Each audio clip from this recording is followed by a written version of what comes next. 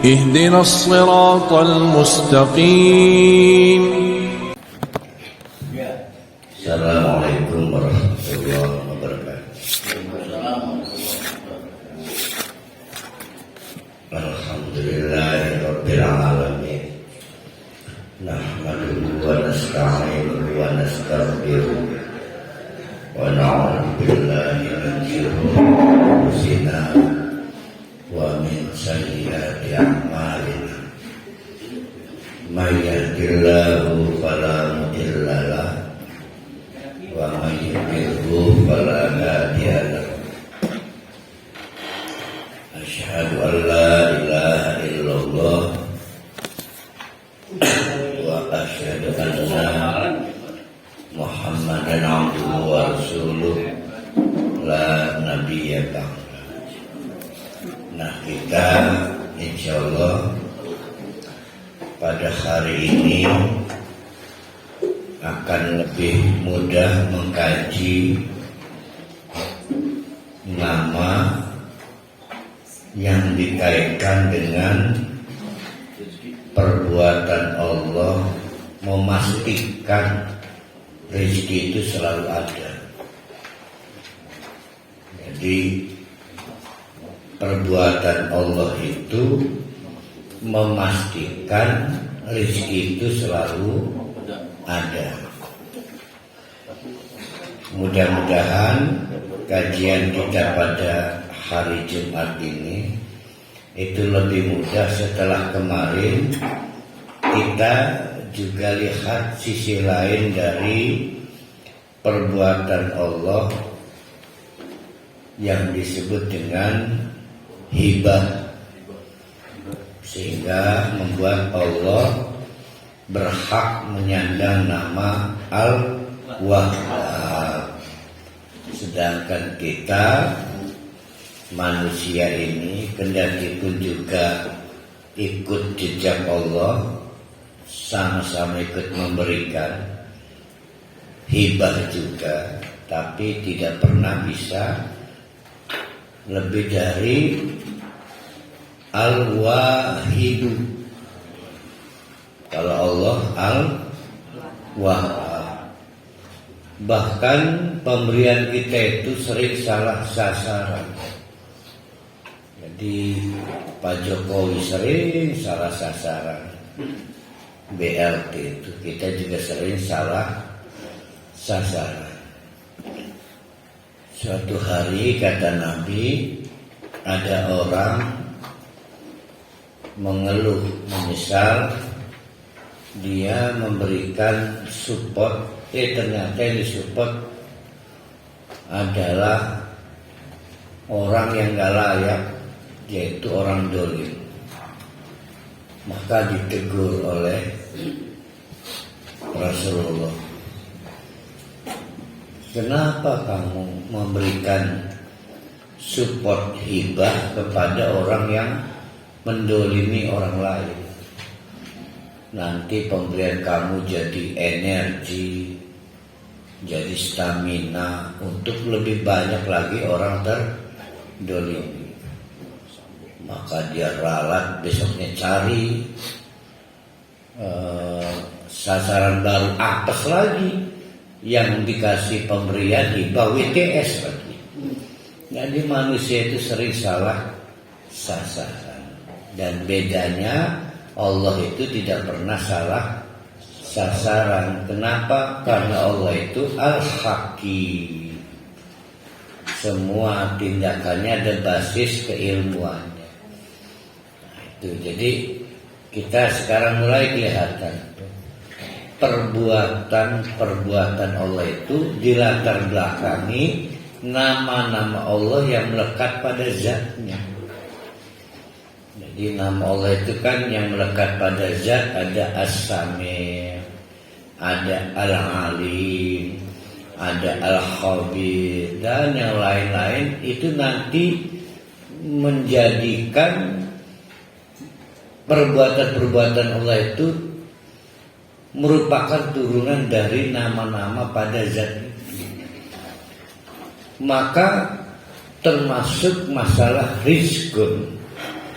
Hari ini kita bicara rizqun. Dibanding hibah, inilah inti persoalan kita hidup. Pahamnya, hapus. Dina apa ini maaf? Ini kemarin. Komunis ya. Yang disampaikan Ustaz Iki Jumat ini. Satu Ramadan itu hari apa itu? Ini. Oh, jadi kemarin itu Sabtu Minggu pas ya? Iya. Lagi lebarannya kapan?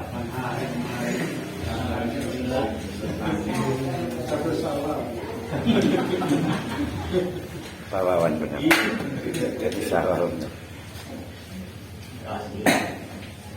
Kita akan bicara rizqun.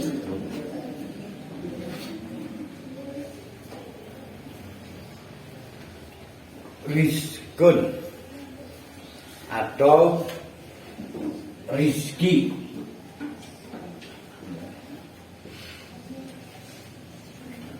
Growth.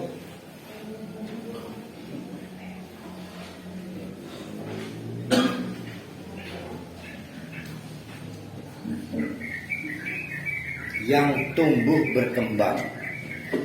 Tidak disebut rizqun kalau tidak tumbuh berkembang.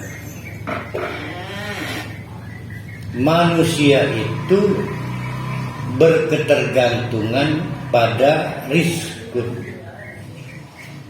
Begitu rizkinya kolaps, bunuh diri, PHK, kebakaran, kerampokan, kalah investasi, main saham, kalah atau tertipu dalam skema bisnis. Wah, itu udah gelap itu. Maka, habis rezeki saya. Jadi manusia itu durable-nya itu, long life-nya itu ditentukan oleh rezeki. Jadi masa hidupnya ya, masa hidupnya itu ditentukan ketersediaan rezekinya. Anehnya tidak Parokhali, tidak saya, tidak Pak Dik itu kenal Allah itu maha pemberi rezeki. Tapi giliran lagi merasa cepat rezeki, kita gelap itu, seolah-olah nggak punya Allah lagi.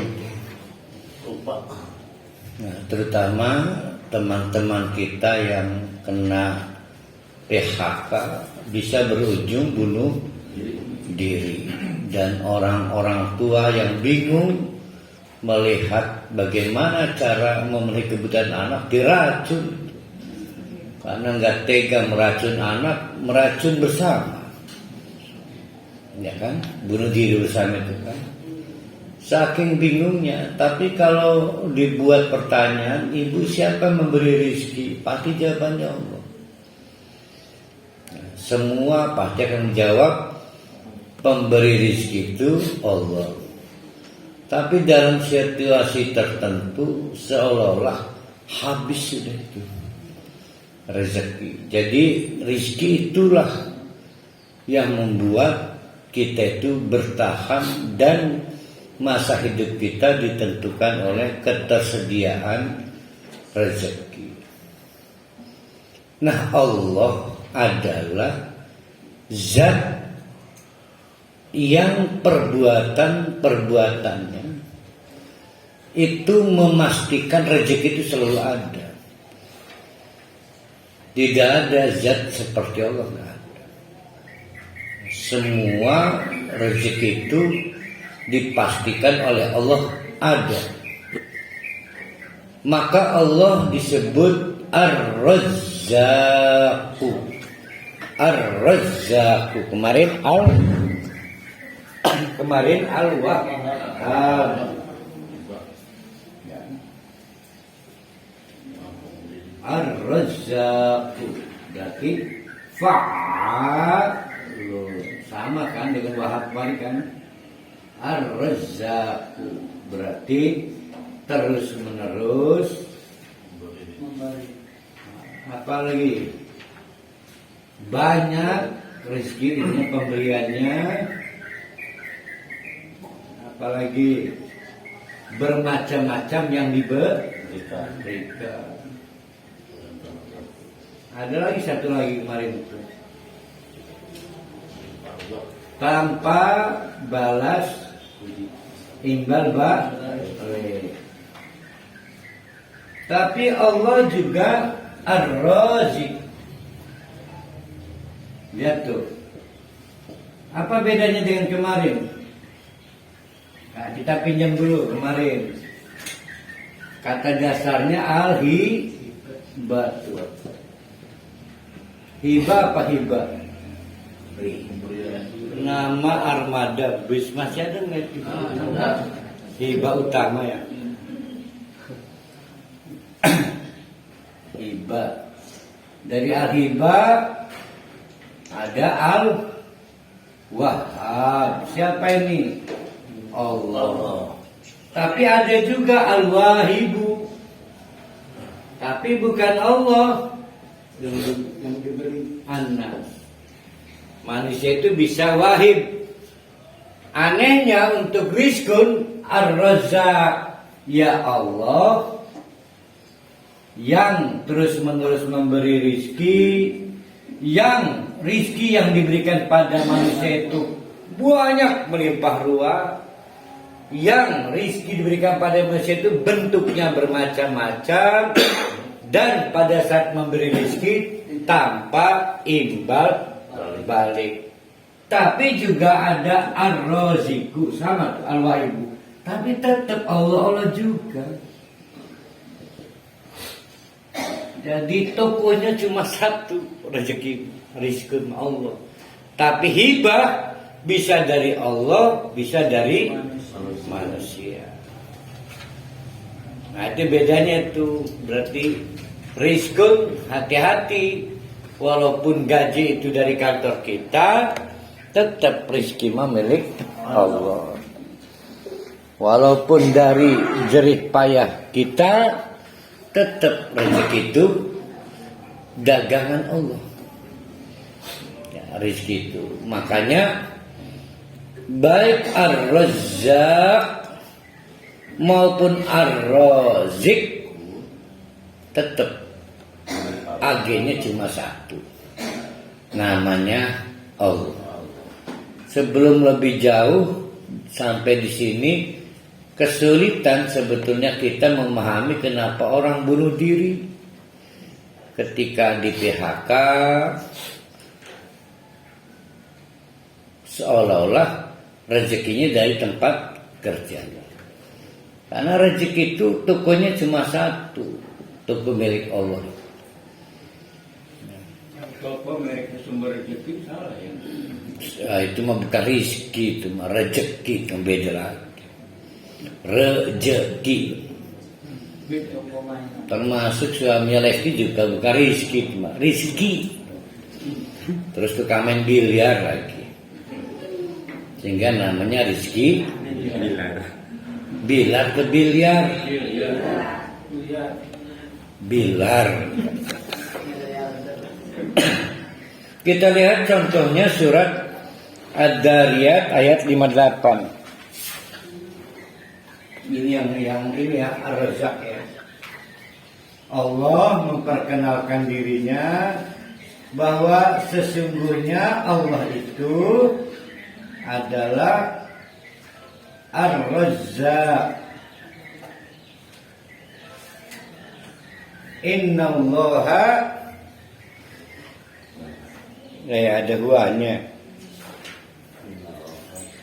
Innallaha, sungguh Allah adalah huwa, adapun dia Ar-Razzaq, bahkan tidak cukup itu dzul quwwatil matin. Nanti ini ada penjelasannya. Kenapa Allah berhak mengklaim Ar-Razzaq? Karena Allah yang punya kekuatan. Berapa kesanggupan para ahli ngasih makan? Anak, istri dia cuma satu lagi. Anak berapa? 7. Allah bermiliar manusia dikasih makan. Berapa semut, tume, lingse semua dikasih makan. Tahu berapa jumlah lingse per hari? Lingse.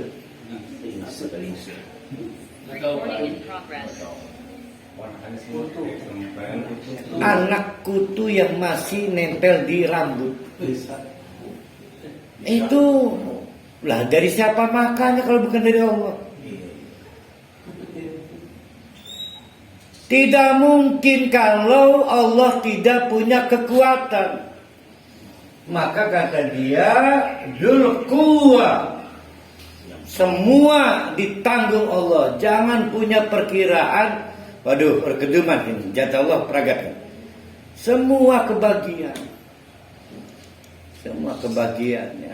Kita ini nggak seberapa, pabrik nggak semampu lebih dari apa yang dia mau. Karena pabrik bukan Dzul Quwwah. Pak Jokowi apalagi yang kemarin bagi-bagi amplop di Jawa Timur berapa sih? 100 ribuan 2 lembar, 50 ribuan 2 lembar, total 317 ribu amplop. Habis itu nggak bisa lagi dia ngebagi karena dia tidak Dzul Quwwah. Itu pun kita udah ngeluh, gimana kalau istrinya 4 itu coba. Satu istri 10 anak kali 4. Umpama 40 anak, berapa liter itu ngasih makan tiap harinya itu. Jadi kita ini jangan, nggak ada apa-apanya. Allah itu Dzul Quwwah, maka Allah layak menyandang Ar-Razzaq. Ar-Razzaq. Jadi istri jangan terlalu kagum pada suami. Sebab yang diberikannya nggak ada apa-apanya dibanding Allah memberikan rezeki. Anak juga jangan terlalu kagum pada ayahnya. Kagumlah pada Allah yang Dzul Quwwah. Tapi Allah juga Ar-Raziqu. Apa nih bedanya? Ya tidak Razzaq, Ar-Raziq. Sebagaimana misalnya di surat Al-Jum'ah ayat 11. Walillahi. Nah itu suara mobil bunjun itu ada lagi. Diesel. Berarti orang ketuku pertama. Ketukune sholat.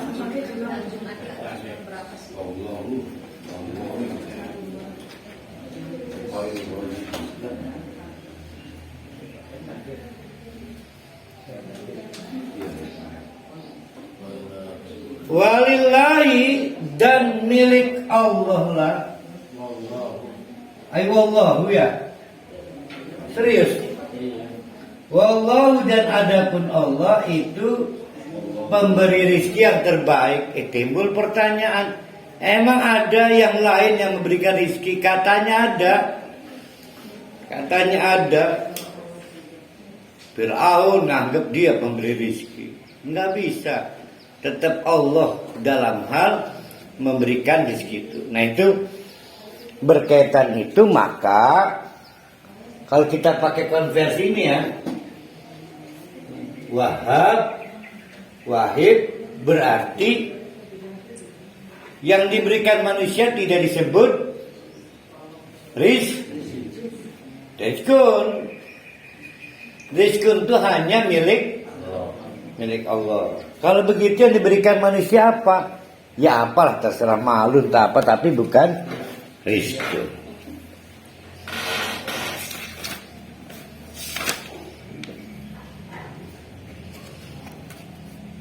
Kenapa rizki merupakan sumber kehidupan? Tapi hibah, apa yang dihibahkan belum tentu sumber kehidupan. Karena rizki ini faktor-faktor yang berkaitan dengan konsumtif. Seperti oksigen yang kita konsumsi, air yang kita konsumsi. Dari air itu maka Allah menimbulkan as-samarat, pertanian, buah-buahan padahal kita tidak bercocok tanam. Jadi kalau disebut di dalam Al-Quran itu as-samarat, artinya buah-buahannya cukul dewek, padahal kita tidak bercocok tanam. Tapi juga Allah membuat yang kita tanam tumbuh. Misalnya an-nahl, kurma, delima, apa gitu. Yang pakai mama ada nggak buah-buahan? Kurma, delima, tuma,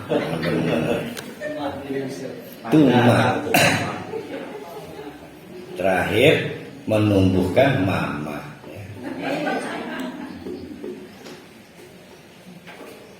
Juga berkaitan dengan ditundukkannya bumi untuk kita menjadi tempat tinggal, matahari, bulan, sehingga kita bisa menjaga mata rantai makanan, termasuk ilmu. Itu rezeki. Kecakapan hidup vokasional itu rezeki. Berarti rezeki ada dua. Rezeki itu ada dua. Ini kita masih bicara rezeki. Pertama, rezeki yang sifatnya jismun,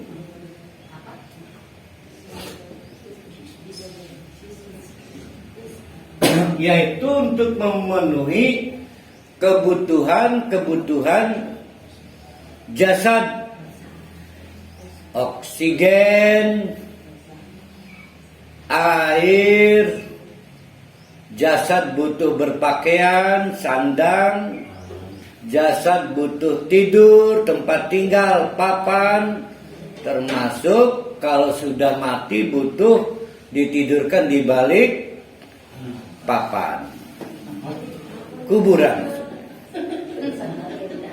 Ya kan di balik papan berarti kuburan.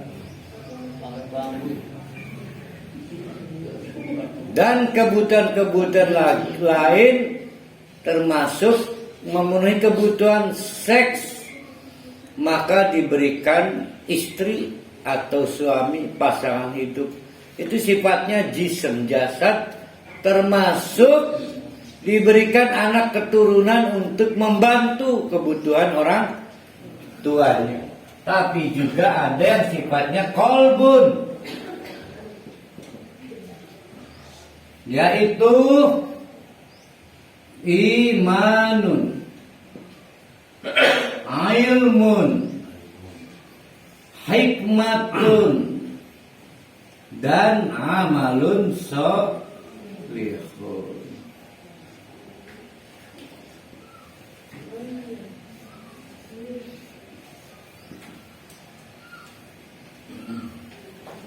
Allah memberikan iman itu sebagai rezeki. Artinya kebutuhan hidup untuk hati kita.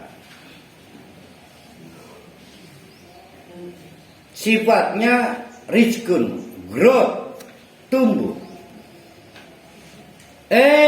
Nggak pandai kita ngelola, maka jadi wayang kusu terus iman kitanya. Berkurang lagi, satu saat bisa hilang imannya. Allah maunya grow, menjadi yazidu, bertumbuh, bertambah, berkembang. Ya, sifat iman itu mazidu, bertambah.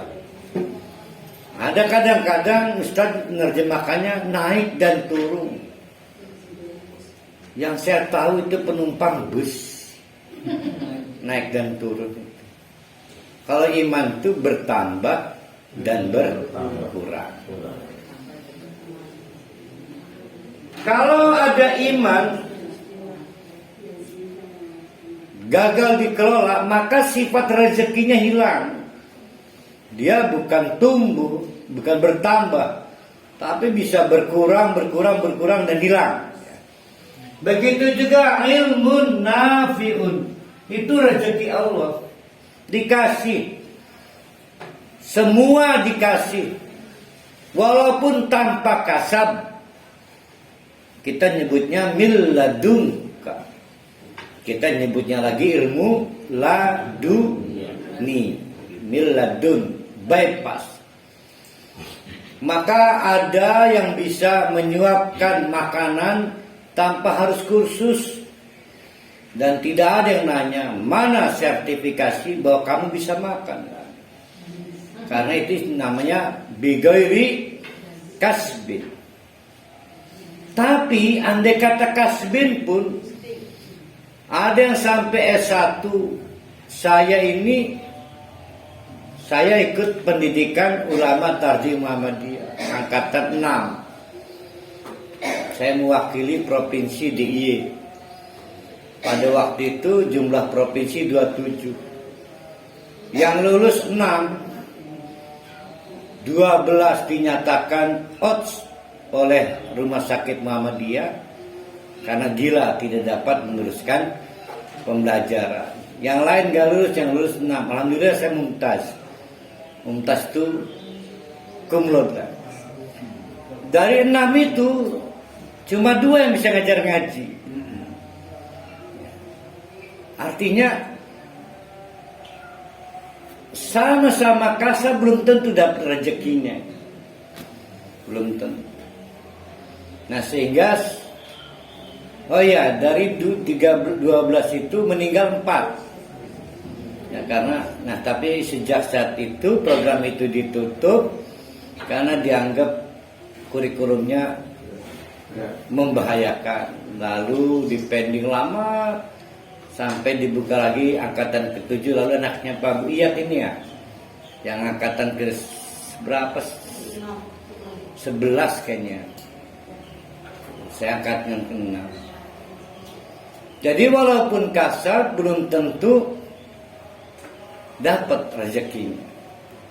Nah itu namanya fi'lun, perbuatan Allah. Jadi ilmu itu tetap merupakan rezeki dari Allah. Kenapa Allah memberikan rezeki? Untuk orang bertahan hidup, berkembang hidupnya. Begitu juga hikmatun, kemampuan mengamalkan ilmu dalam amal.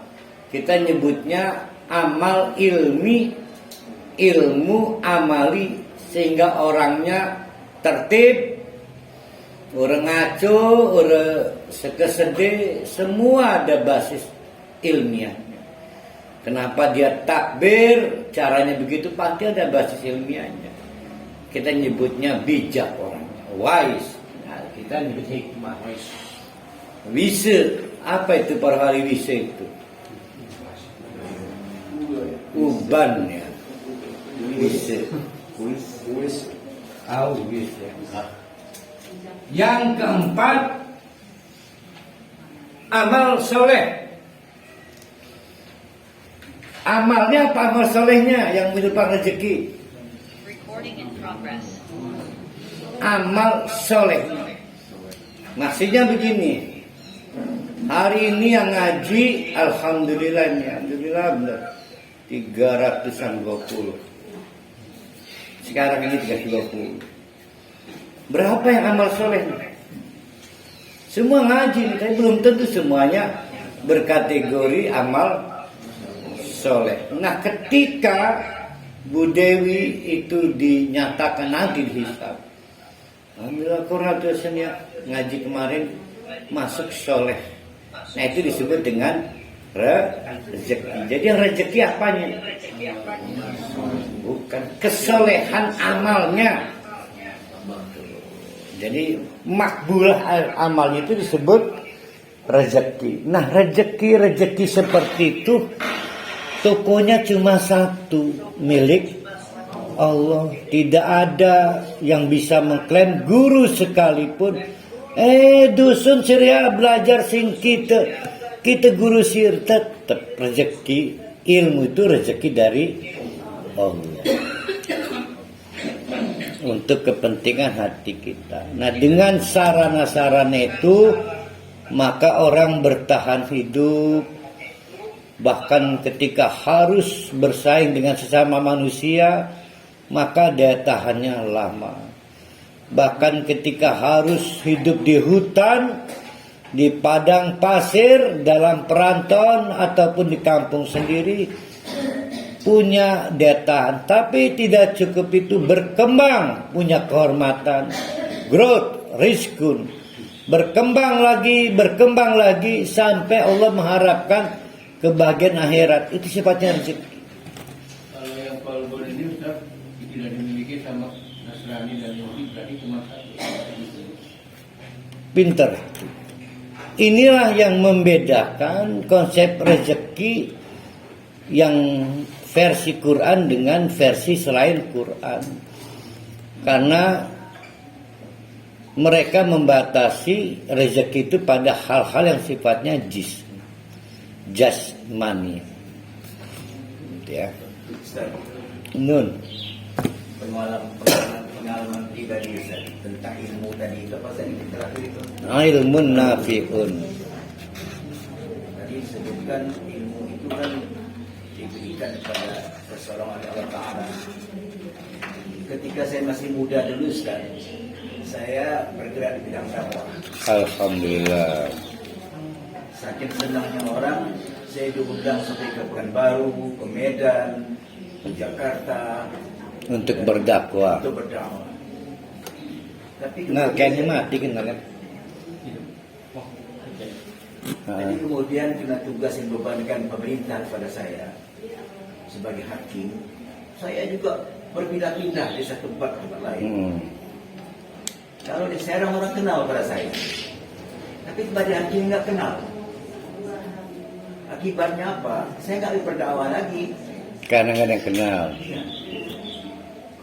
Banyak ilmu-ilmu yang saya ingat selama ini, tapi nggak ingat lagi, lupa saya. Karena nggak diamalkan. Ayat Quran yang begitu banyak saya hafal hari ini, tinggal lupa seri lagi. Kul huwallahu ahad. Tapi kalau sudah bilang ayat at-taghabun, terus saya nggak ingat lagi. Jadi benar kata Ustaz tadi, emang ilmu itu harus diamalkan. Iya, karena hilang. Iya. Sehingga sekarang ini kalau orang minta saya berdakwah, saya cemas. Pak, mau ngaji pada sana Pak ya. Udahlah yang lain aja lah, sudah tua, sudah Karena boleh hilang. Iya. Istri juga kalau nggak dipelihara hilang. Sama. Tapi kalau kita itu bisa dengan baik mengelola istri, maka tumbuh berkembang tambah istri. Jual, istri soleha. Jadi saya termasuk orang yang merugi sekarang. Orang yang merugi. Ya karena nggak bertumbuh berkembang istrinya. Oh, masalah ilmu ini, Mek. Misalnya ilmu. Oh, saya udah pindah ke dari lain. Nah, kita materinya banyak nih. Saya kalau diskusikan Ustaz Rohali, saya nyerah dengan dia. Sulit. Baru hal ini sudah sampai di luar batas. Tiga. Orang-orang belum paham cara jual roti, Pak Hali udah nyampe. Iya. Di batas udah terlalu jauh.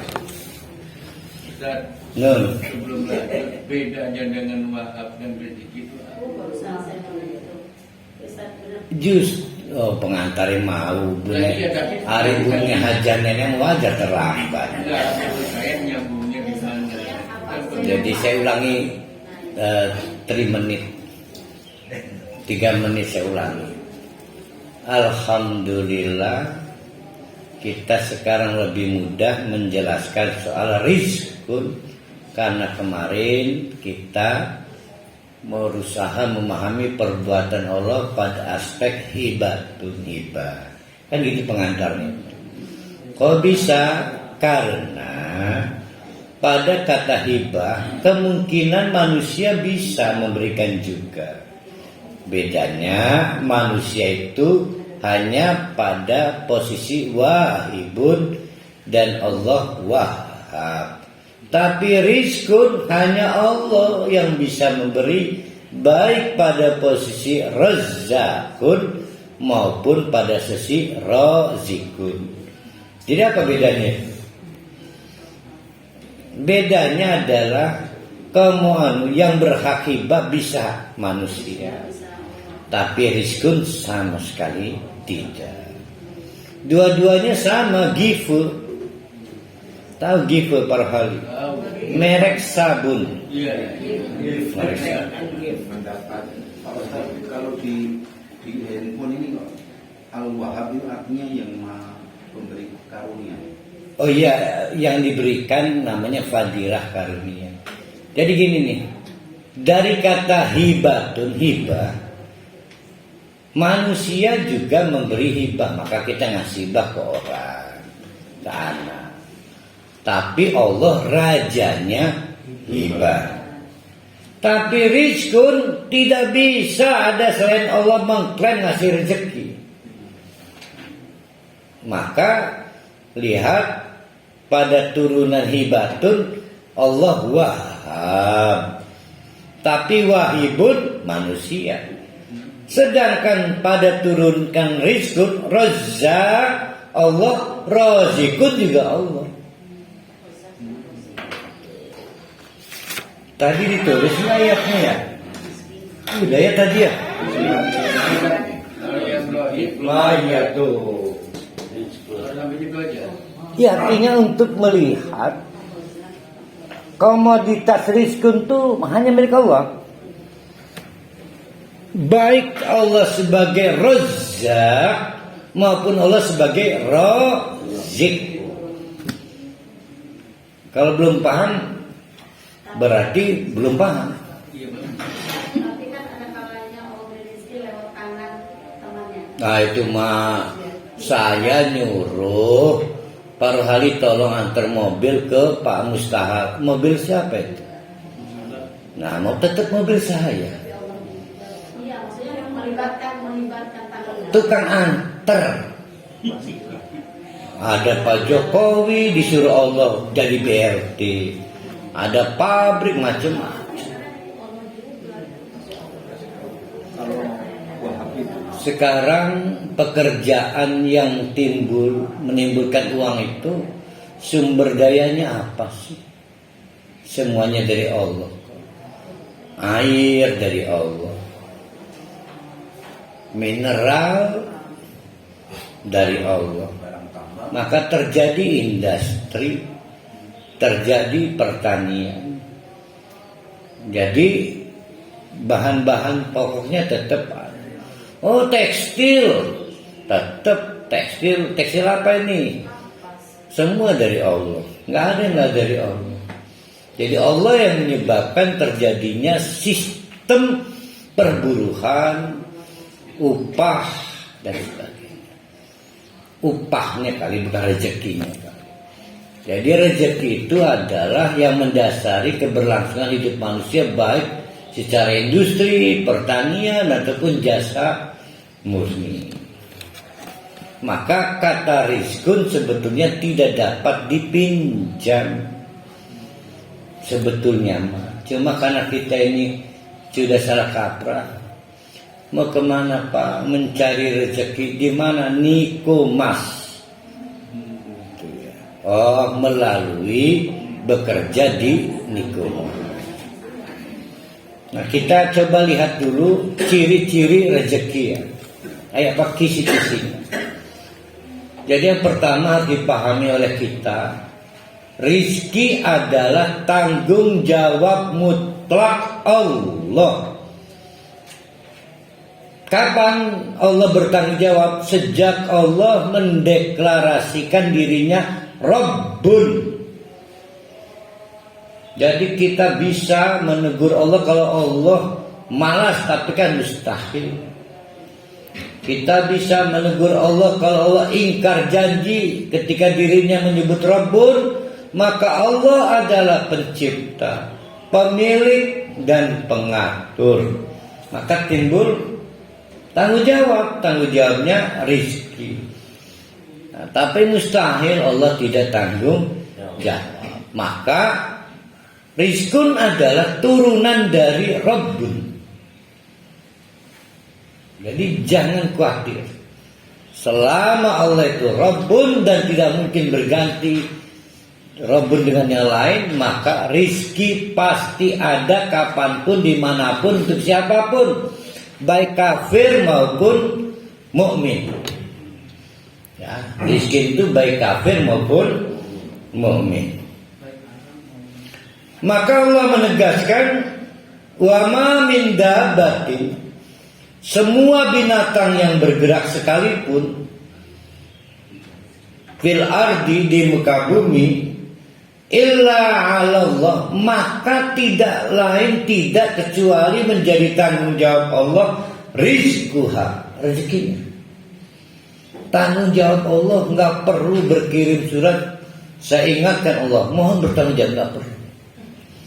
Ya, itu tanggung jawab Allah. Yang kedua, sifat rezeki yang diberikan itu tak ada batasnya. Lihat di surat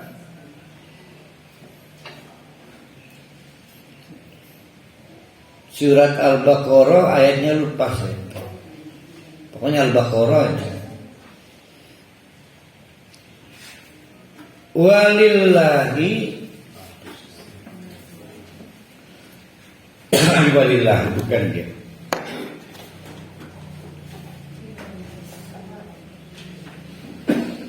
Wallahu yarzuqukum bighairi hisab. Allah itu terus-menerus memberi rizki pada kamu semua bighairi hisab, tanpa bisa dibuat neracanya. Nggak bisa.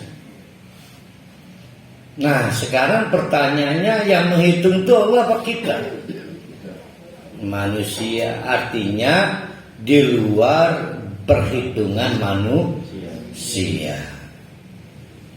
Paruh hari butuhnya makan, oksigen misalnya 1000 ton.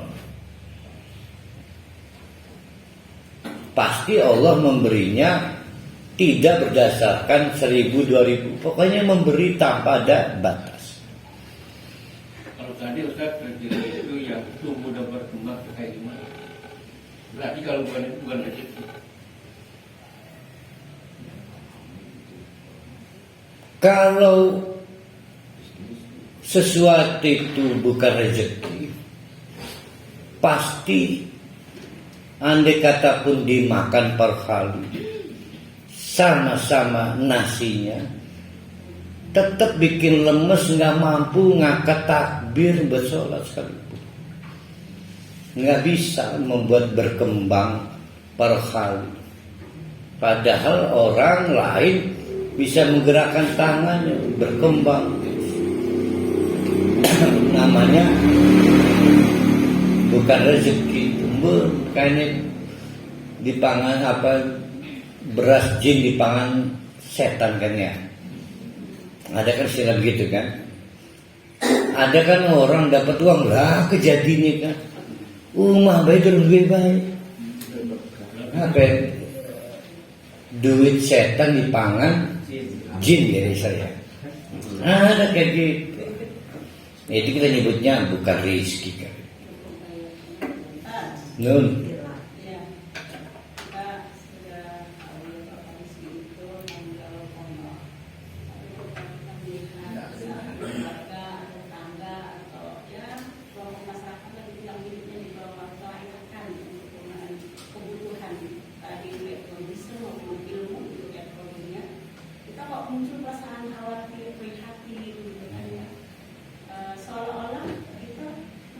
kayak gitu kalau menurut saya.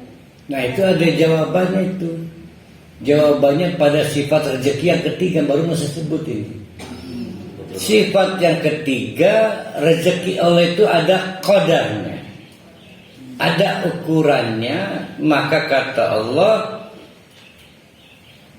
Inna rabbaka yabsutur rizqa. Allah Rabb kamu itu memberi rizki. Ada yang banjir, punya mobil sampai gede padahal sendiri. Bunjul misalnya, gede mobil. Padahal kan disesuaikan dengan jangkungnya. Lalu kalau bawa mobil freight, jundul baik gitu. Yabsutu. Tapi juga ada yang wayak diru yang dimaksud Bu Dr. Hunaina, ada yang menurut kita tidak layak. Ada yang dibuat lebar, ada yang dibuat sempit. Tapi jangan lupa nanti ada kaidahnya. Allah itu memberi rezeki dengan hikmah, ada argumentasinya kata Allah. Kamu nggak tahu. Sebab kalau dikasih kaya ini orang bahaya ini. Gitu. Hanya Allah yang tahu. Tuh. Jadi jangan membuat penilaian yang menyalahkan Allah. Bahkan itu udah bagus Bu Dokter Nena. Krunya. Nah itu dibikin Allah supaya kita melatih empati, supaya timbul kepeka. Kalau nggak ada orang kayak gitu, jalan hibah kita ini dari mana nggak ada. Waktu bahaya sih ngegosok kelambi, tukang mijet, tukang motongi kuku kita siapa? Sedangkan saya kan pedikur segala lengkap. Termasuk manggil tukang pijat arane Yai Madkur. Maka ada yang dibuat jembar, ada yang jadi ukurannya dari Allah. Nah disinilah Bu Hajah Nenek menunjukkan rezeki itu dalam genggaman Allah, karena yang mengatur volumenya Allah. Saya suatu hari dengan istri ikut nonton ajang IKM, Ikatan Keluarga Minang. Kami tertarik ada tong setan. Di dalamnya ada motor berputar-putar. Saya penonton pengganti yang tadi mau nonton jadi saya. Nggak tanggung jawab maka saya nonton. Di dalam tong perempuan ridernya kan. Di dalam dindingnya ada tulisan, ayo kerja. Kerja aja belum tentu kaya.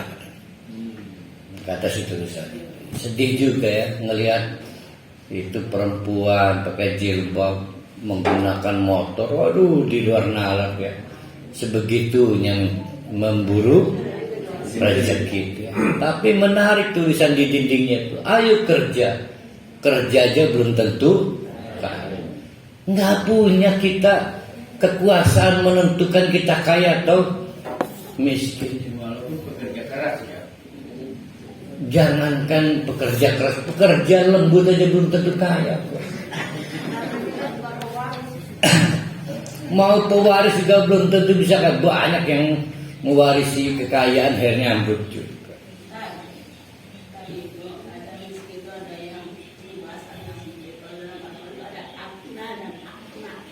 Nah itu benar. Itu nanti kondisinya. Kondisi orang itu jadi begitu. Jadi kondisi penerimanya jadi begitu. Di sini yang kita bicarakan adalah peristiwa memberinya. Sebenarnya diperlukan itu bagaimana ketika ada saudara kita yang dalam posisi akunat sempit itu. Iya. Cukup ya. Itu yang mungkin kita perlu spiritnya ditanamkan kepada keluarga kita atau kepada teman kita, kepada diri kita. Banyak orang tidak kenal Allah, bahwa Allah itu Wahhab, bahwa Allah itu Razzaq, bahwa Allah itu Razik, sehingga belagu pada saat rezekinya luas, mengeluh pada saat rezekinya sempit. Jadi jalan keluarnya pertama kita tolong, digembirakan, dikasih ongkos, suruh ngaji ke Kaujur. Lah, nggak ada jalan karena orang-orang begitu itu korban tidak kenal Allah. Itu nggak kenal Allah. Nanti kita nyampe kok tengah ya. Nah, sekarang bapak-bapak, ibu-ibu, jangan lupa ya, jenis rezeki itu ya. Jenis rezeki jangan lupa ya. Yang jism itu sifatnya am. Senajan urus salat, don't worry. Walaupun maksiat sepanjang waktu, jangan khawatir. Rezeki yang sifatnya jasmaniah ready. Ya, terus jangan coba-coba berhenti maksiat takut jadi oksigen. Jangan terus maksiat, jangan khawatir.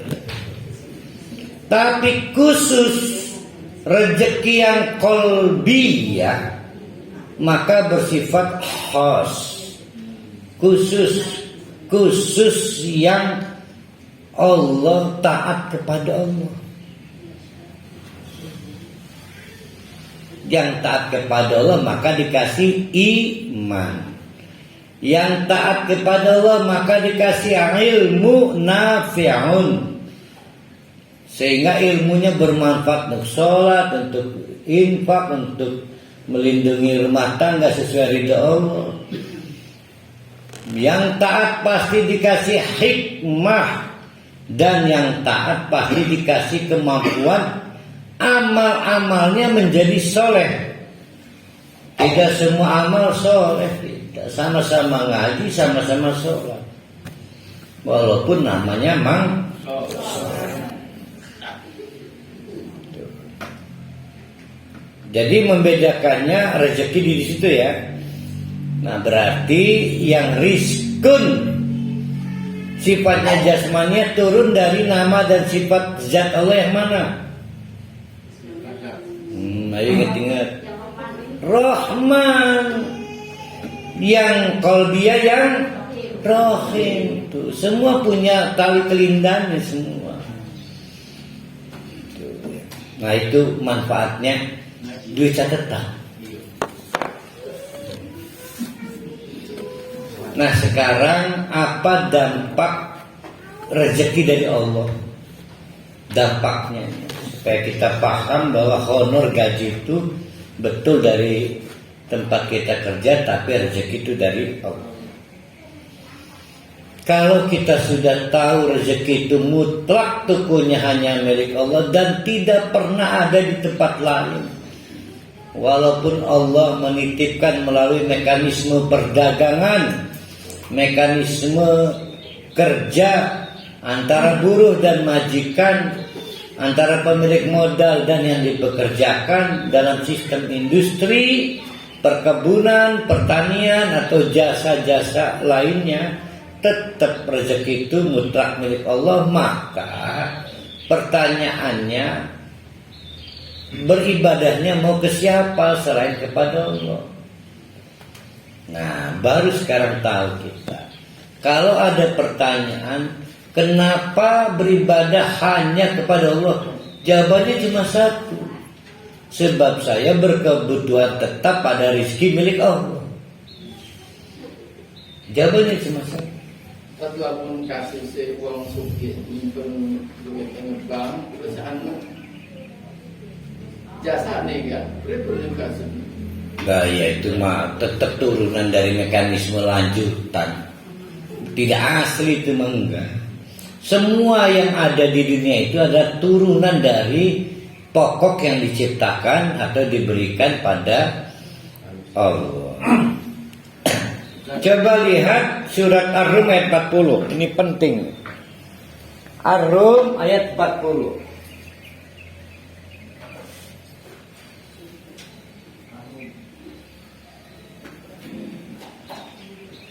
Allahu yang namanya Allah itu siapa sih? Dia adalah alladzi zat yang satu khalaqakum, dua wa razaqakum,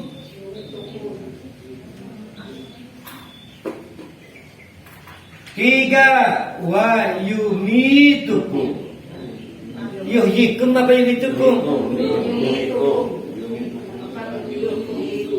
Oh, matiin dulu. Iya. Yang menghidupkan kembali. Tidak ada. Dan ketiga, yang keempat adalah wa yuhyi.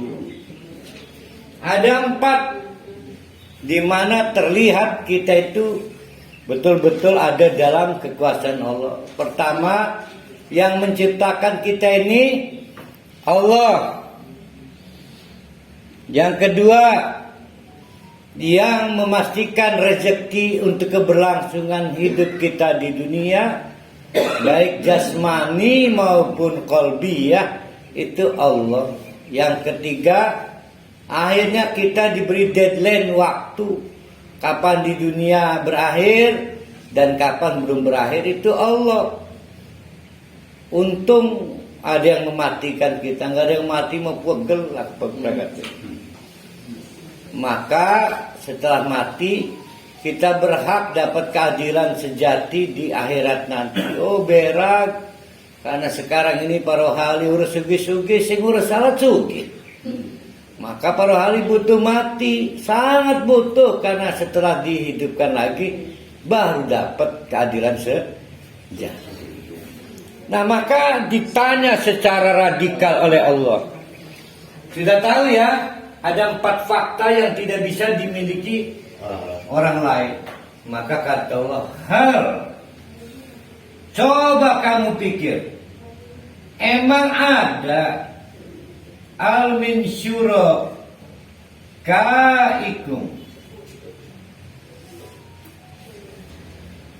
emang ada yang kamu kenal, kelompok kamu atau grup-grup kamu,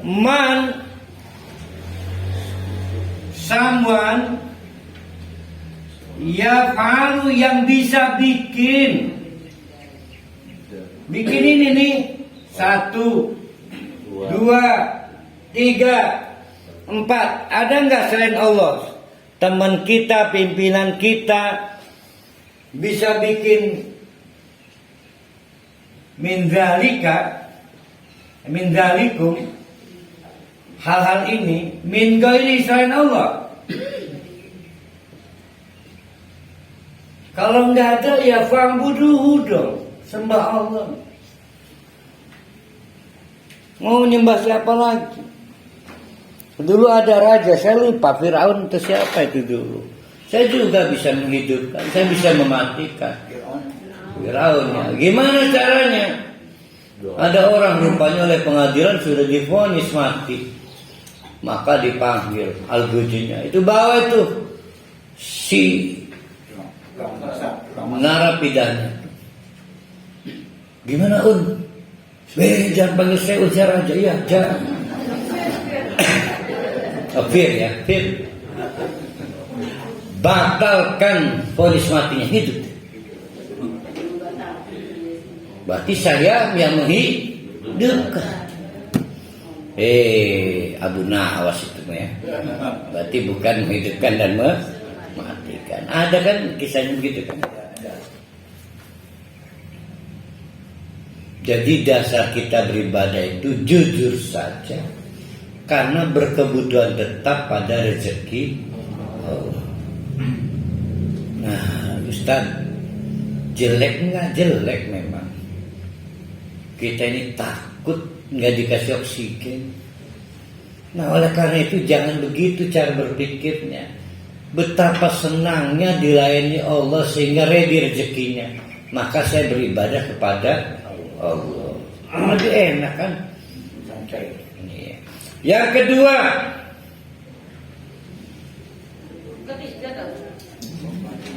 ya udah 3 kurangi 1, 2.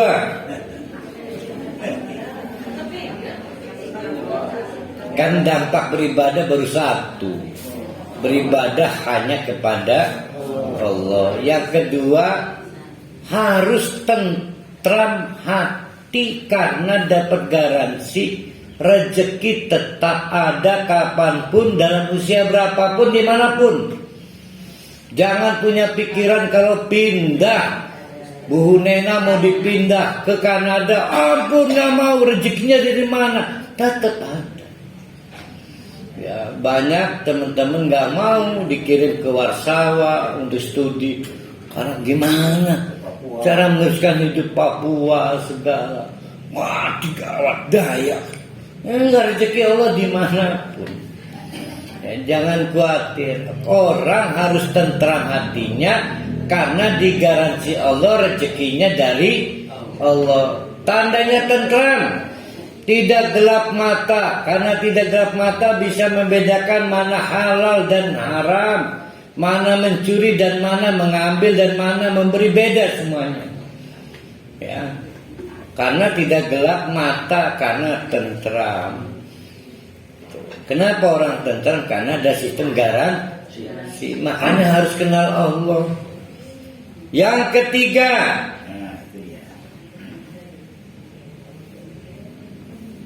sangat paham bahwa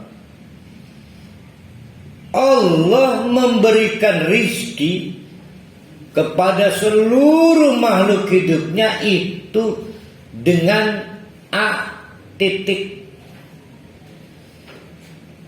B titik C titik D titik, berarti berfaktor. Turunan yang terlibat, turunan dari Nabi. Iya.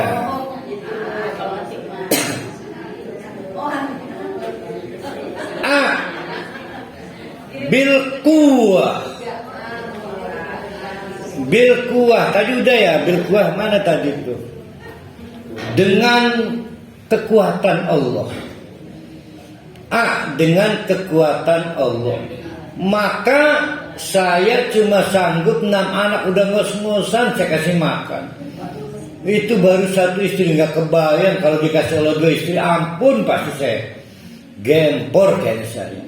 Lah Allah mah berapa miliar manusia dikasih dirayani itu. Saya ampun kalau ditambah istri dalam nyerah saja. Ya baru bukan gitu, pengennya mah besar tapi ngelihat hati saya dalam perampunan saya. Lah kebayang gak Allah memastikan keberlangsungan hidup seluruh makhluk. Tidak mungkin bisa dilakukan kecuali oleh zat yang bil kuwah, punya kekuatan.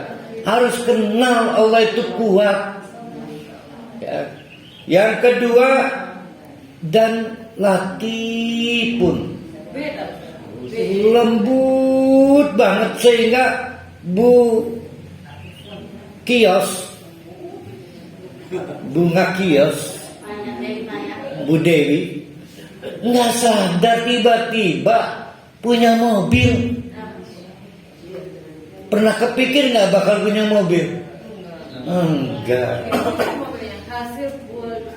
Lah itu mah kemudian cerita. Dulu waktu awal rumah tangga bakal kepikir nggak punya mobil. Nah, iya, saya jauh begitu kawin istri dengan orang gunung, ampun.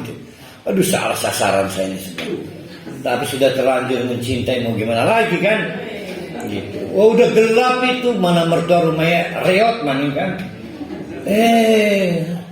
Ternyata akhirnya nggak kebayang laki lembut banget. Ya, rezeki Allah itu luar biasa. Ya. Jadi jangan punya skenarinya sendiri. Saya anak orang kaya, maka saya bla bla bla bla. Siapa yang menduga anaknya Alun Rafael itu jadi begitu? Nggak ada yang menduga kan? Ya jadi begitu, dari naik Rubicon, naik Harley, sekarang pakai baju ada yang menduga. Latifun. Yang ketiga, yang C titik, Allah juga memberikan rizki dengan kasih sayang. Kalau latifun tanpa terduga ya. Kalau yang C titik dengan kasih sayang itu Bu Hajah Neneng, kalau bukan tidak dengan kasih sayang, maka yang disabel dibikin tidak bisa apa-apa itu sama Allah. Yang disabel, tapi rupanya yang disabel dikasih orang baik di sekitarnya. Ada dikasih mamanya yang tanggung jawab, dikasih volunteer, dikasih orang-orang yang filantropis. Banyak alasan sehingga orang-orang yang disabel tertolong juga. Itu namanya Allah memberi rezeki dengan rahmat. Tetapi banyak juga orang dengan powerless, tidak berdaya, ya cacat, ya buta, ini mati juga. Tapi lihatlah kasih sayang Allah. Kalau bukan kasih sayang, maka orang tua kayak Jirusdi ini udah ditinggal istrinya ini.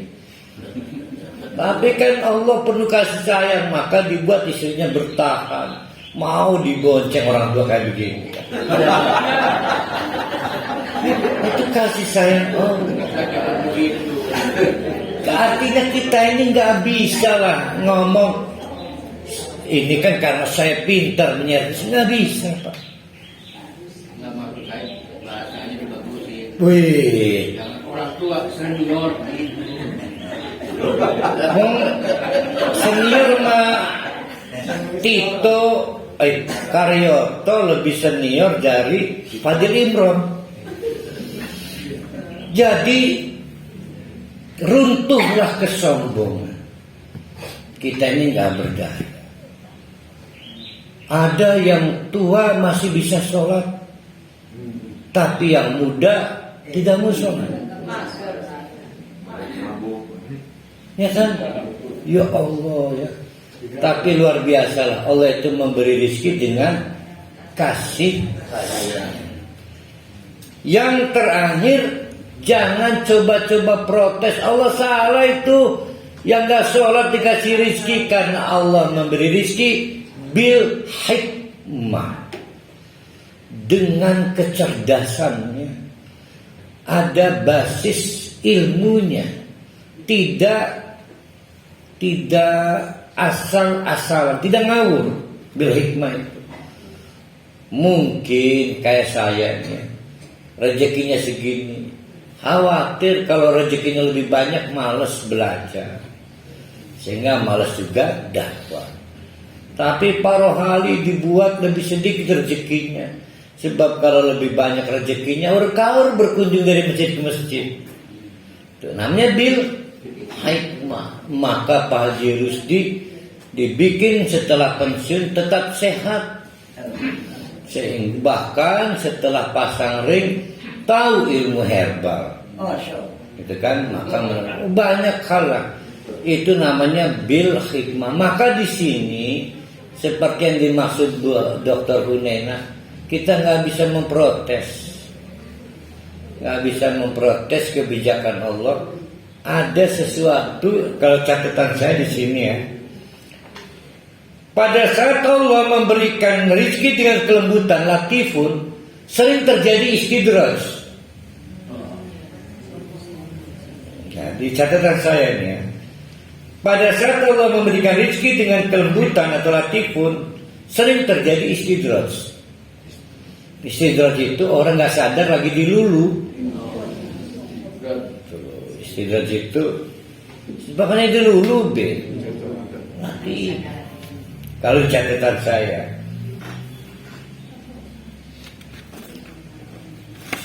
yang keempat, dampak dari memahami rezeki itu dari Allah, harus semakin meningkat cinta kita kepada Allah. Kenapa? Karena cuma Allah yang bisa memberi hati saya rezeki. Hati yang masalah makan, minum, gaji, honor, punya rumah, punya mobil, nggak istimewa. Yang tidak sholat dapat, Yang tukang dolim dapat, tukang ibadah juga dapat. Tapi saya kok istimewa amat ya. Saya diberi iman, diberi ilmu yang bermanfaat, diberi kemampuan mensolehkan amal, dan diberi kemampuan memperjawabkan amal dengan ilmu atau hikmah. Istimewa saya. Kalau nggak cinta pada Allah mau gimana lagi? Cuma Allah yang bisa bikin saya begitu. Nah, itu namanya cinta. Ya.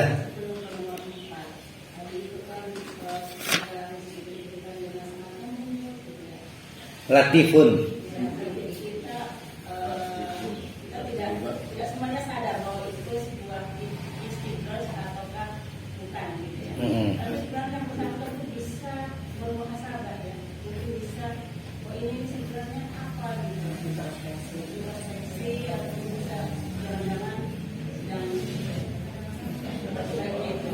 Bagus nih pertanyaan ini, bagus sebenarnya. Kenapa kita sulit bermuhasabah kan? Nah itu sebenarnya begini Bu Dokter. Karena dia belum bisa membagi bahwa rezeki itu ada dua. Ada jism, ada qalbun. Dia begitu kaya raya, tapi kalau dia lihat hatinya kering, nggak punya iman misal, nggak punya hikmah, amal soleh, maka dia baru sadar saya nggak istimewa. Bayangin tidak punya iman saja dikasih rezeki, pasti saya istidraj, gampang. Nah yang ngeri bukan yang begitu. Ada orang yang ibadahnya bagus, imannya bagus, hikmahnya bagus, apalagi rezeki dunianya. Itu gimana itu? Kadang-kadang nggak ada yang bisa mengingatkan itu. Ketika dia merasa ahli ibadah, lalu dia berteori, true story, testimoni. Saya bisa begini karena berinfak. Saya bisa begini karena rutin sholat malam. Wah itu ngeri itu. Walaupun maksudnya motivasi. Saya mambi motivasi ya. Itu motivasi mereka. Enggak lah, saya menyebutnya tetap takabur lah. Sulit.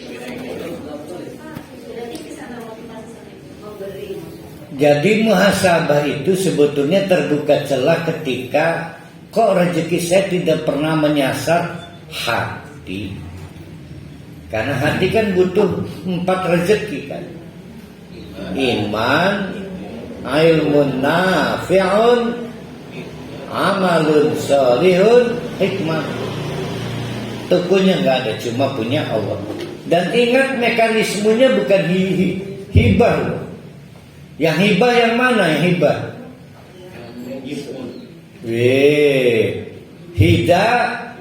Hidayah. Kan kemarin udah dibahas kemarin. Kan hidayah udah diambil si hibah. Sekarang kan iman.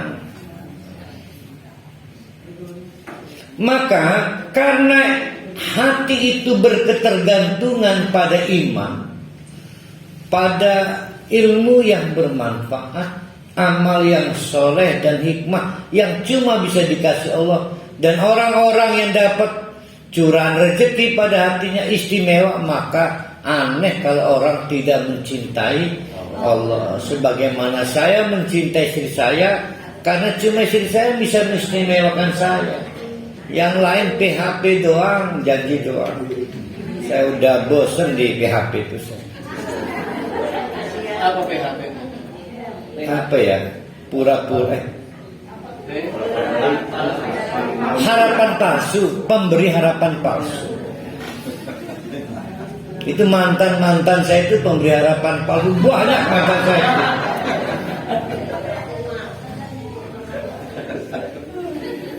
Pokoknya semua mantan itu pemberi harapan palsu.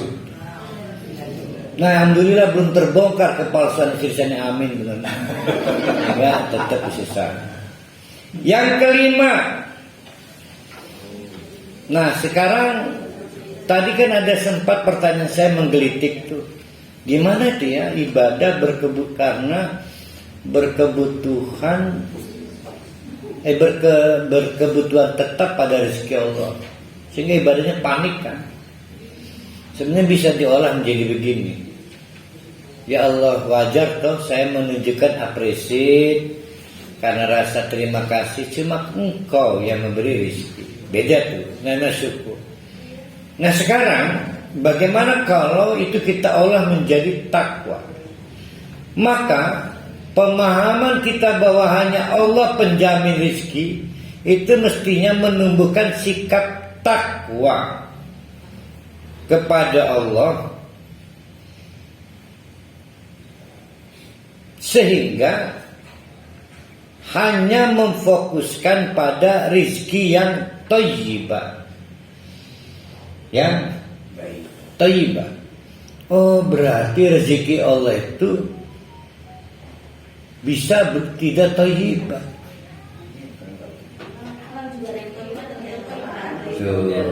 Gimana coba yuk? Dapat uang 1 miliar, thayyibatnya berapa? 500. Yang 500 kan punya infak. Wa anfiqu mimma razaqnakum, dan infakkanlah setengah dari yang sudah kamu terima. Di sebagian. Berapa dong? Sejak kapan sebagian 2,5 itu? Itu mah zakat kali, ini mah infak. Jarang Ustaz yang mengeluarkan infak sebanyak itu. Ini mah istilah thayyibah. Berarti kalau kita melewati batas 50%, anggap 55%, berapa tidak thayyibatnya? Bukan tidak halal, bukan tidak thayyibat, berpotensi penyakit maksudnya. 5%. Gimana sih? Kalau saya menggunakan sampai 55, berapa yang tidak thayyibah? 5%. Karena thayyibatnya cuma 50%. Jadi kalau ada pertanyaan, Ustaz, anak saya nendang istri saya hanya pengen motor, kali 30%-nya tidak thayyibat. Maaf, bukan haram ini mah, tidak thayyibat, tidak sehat. Kan ada thayyibat, ada halal. Halal beda lagi. Halal tapi tidak sehat, uang punya orang lain kok.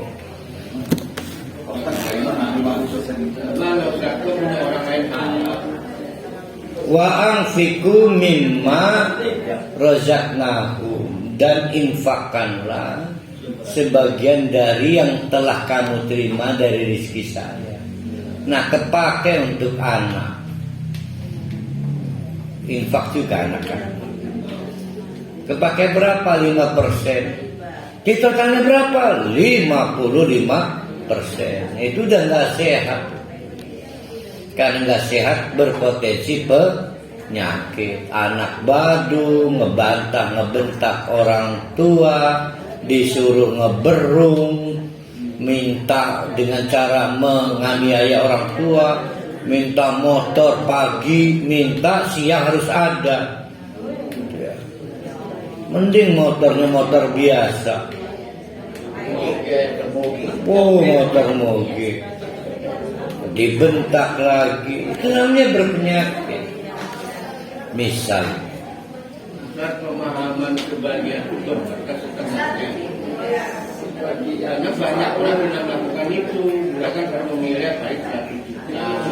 kalau pemahaman tidak dipengaruhi praktek, pokoknya pemahamannya begitu. Wanfiqu mimma, infakkan sebagian pakai untuk kebutuhan kita. Enak kan? Ayo enak. Enaknya gimana? Kalau 1 miliar enaknya cuma 100 juta gitu. 500 juta. Kenapa itu? Enak 1 juta. Sekarang harus ditutup yang lain. Kita tutup kebutuhan. No, merasa berkekurangan per hari. Nah itu ngeri itu. Kalau merasa berkekurangan akan terus berkekurangan. Itu banyak kan. Jarang orang punya uang sebiar itu bulan 500 juta juga. Ya makanya infak itu puncak amal. Dan nih, apa manfaatnya? Maka timbullah barokah. Berarti kepakai 50% diberikan pada yang berhak di luar kita dan keluarga kita 5%. Besoknya dapat lebih lagi. Nggak percaya per hari. Saya orang yang paling beruntung di ruangan ini. Nggak punya gaji lagi, nggak punya bandar, nggak punya sponsor saya ini. Dulu almarhum saya punya sponsor. Ya, artinya khas kiai-kiai dulu itu ada agnia yang backup. Saya makan bukan kiai dulu, Ustaz zaman sekarang. Sehingga nggak pakai sponsor. Dulu ada orang tua kita yang memang luar biasa orang tua dulu mah. Nah, tapi saya alhamdulillah anak saya ngingetin, Bapak 3 hari lagi UKT ya. Tenang, Bapak mau punya Allah. Tapi beneran kejadian walaupun gurau. Gurau itu ke anak bukan ke Allahnya. Supaya dia tidak kecil hati. Selalu saja kemarin-kemarin mah alhamdulillah ada aja jalan cerita. Ada aja jalan cerita. Artinya anak saya belum pernah kecewa pada Allah, belum pernah. Nah itu namanya barokah. Namanya barokah.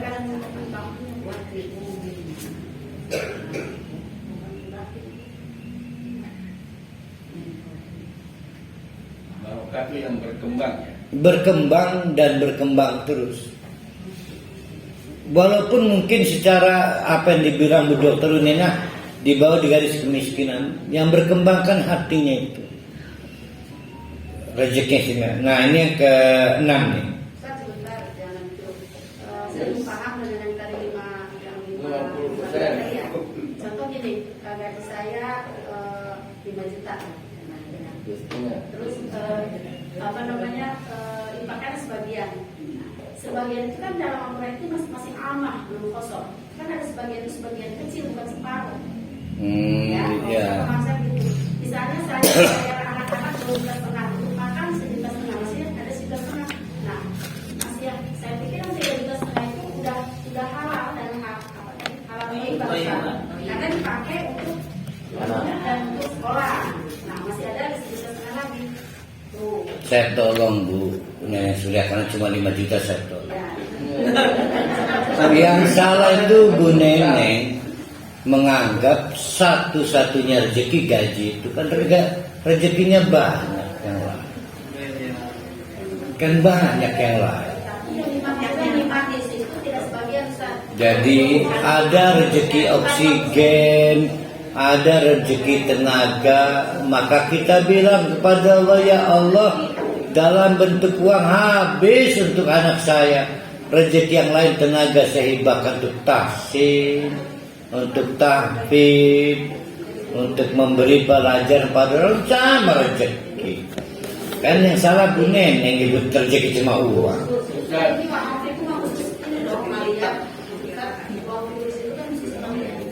Nah iya kan.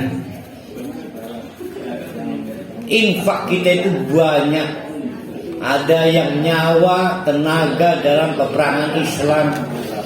Wajah nenek mengajari orang tua bisa baca Quran. Itu udah infak gitu. Karena uang habis untuk anak dan suami. Yang nggak habis apa? Tenaga, pikiran, waktu. Maka infakkan sebagian untuk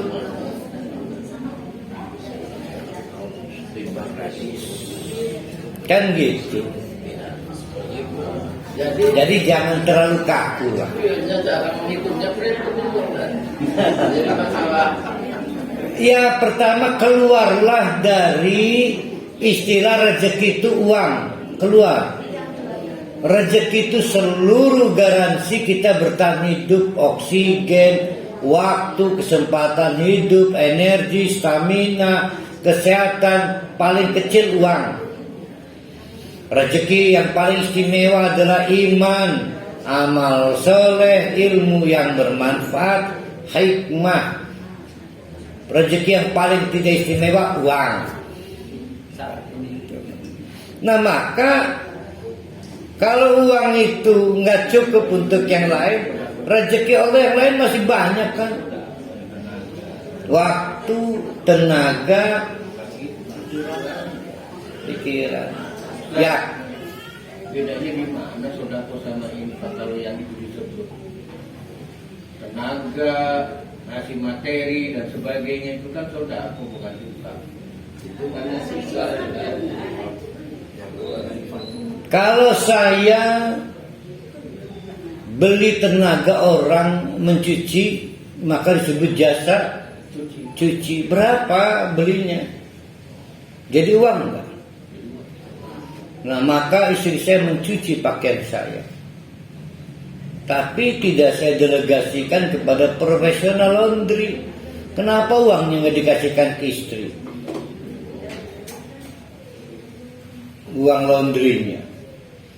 Jadi sejak kapan infak itu bentuknya materi doang? Kan bisa jasa. Kan bisa jasa. Maka orang-orang bisa ngecat masjid infak juga. Gak terlalu mudah. Nah kita kejar. Menjadikan yang keenam, menjadikan obsesif atau bitoma itu apa ya? Tamak. Apa ya? Obsesif. Rakus.